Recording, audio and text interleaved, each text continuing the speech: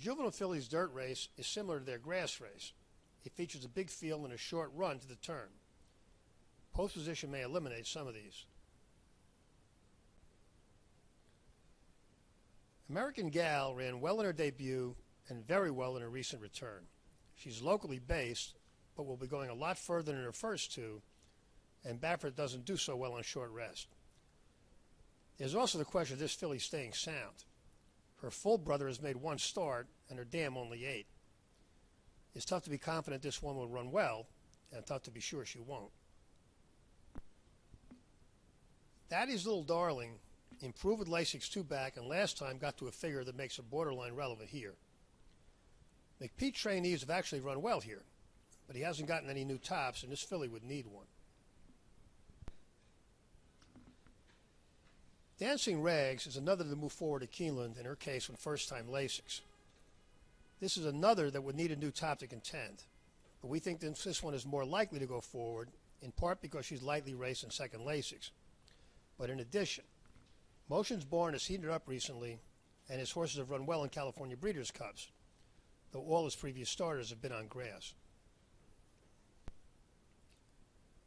Jameson and Ginger ran really, really fast for a 2-year-old filly last time.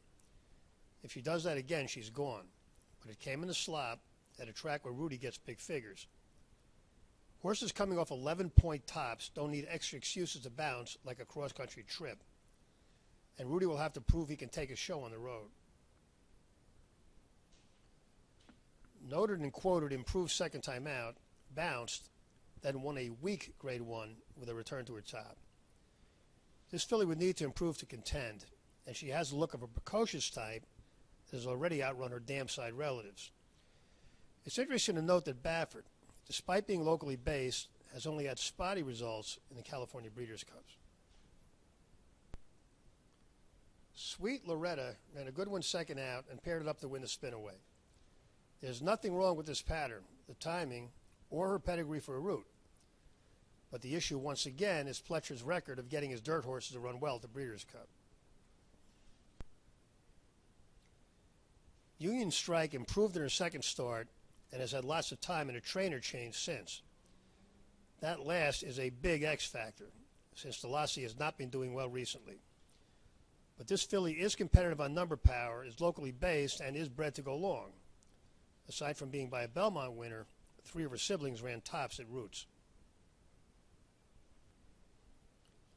Balladorna moved forward second out to a figure that makes her relevant, and this is a good pattern for a new top.